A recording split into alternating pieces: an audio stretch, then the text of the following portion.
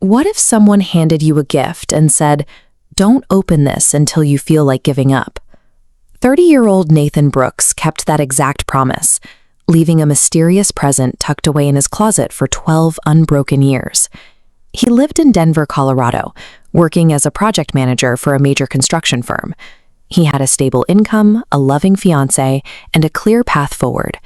When every piece of a carefully planned future falls neatly into place, the foundation feels unshakable. That sense of total security makes the inevitable collapse hit with absolute, devastating force. On an ordinary Tuesday, the construction company announced mass layoffs. Nathan's secure position was eliminated instantly.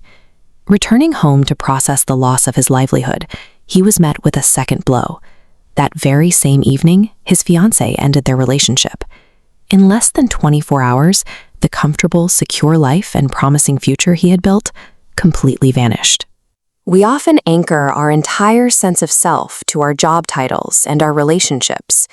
When those external markers are suddenly stripped away, it leaves behind a dangerous void where our identity used to be. Days turned into weeks. Nathan stopped answering his phone, ignoring friends and family as he remained confined to his apartment.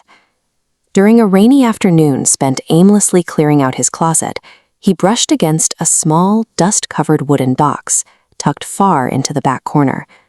The sight of the wood immediately triggered a memory. His grandfather had handed it to him on his 18th birthday. His grandfather had looked at him and said, "Promise me one thing. Don't open this until the day you truly believe life has defeated you." He had honored that request through a decade of minor setbacks. But staring at the empty spaces in his apartment, Nathan finally felt the weight of a man who had been defeated. He reached for the lid. With trembling hands, he broke the seal. He didn't find cash, jewelry, or a hidden inheritance. Inside sat 3 objects: a stopped pocket watch, a faded photograph, and a folded piece of paper. Nathan unfolded the letter. "Dear Nathan," the handwriting read, "if you're reading this, life has probably become very difficult. I wish I could sit beside you right now." The letter instructed him to look at the pocket watch. It belonged to his great-grandfather, a man who carried that exact timepiece through the horrors of World War II. He had lost his home and his friends, yet he held on to hope. The letter then pointed to the photograph, capturing 4 generations of their family. Nathan knew their history. They were people who had stood in breadlines and survived the brutal economic devastation of the Great Depression. His own grandfather had failed in business 3 times before finding success.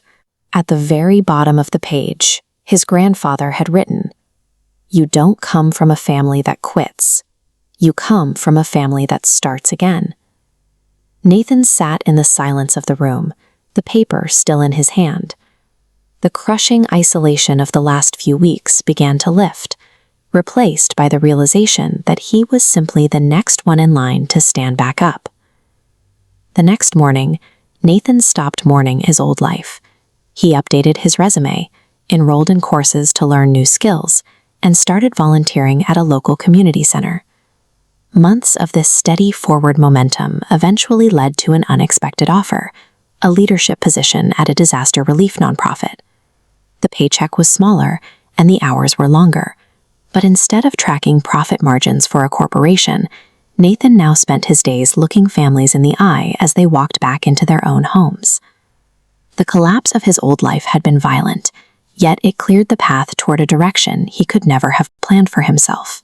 Instead of managing luxury high-rises, Nathan now spent his days on the ground, helping vulnerable families rebuild homes that had been destroyed by floods and fires.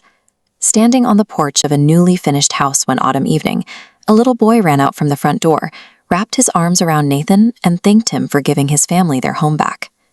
Nathan reached into his pocket and traced the edges of his great-grandfather's watch. He finally understood why the box had to wait. Life's most meaningful chapters often begin in the exact moments we are convinced our story is completely over. Nathan headed toward the next project site, knowing that losing the life he worked for was the only way he could have found the life he was meant to lead.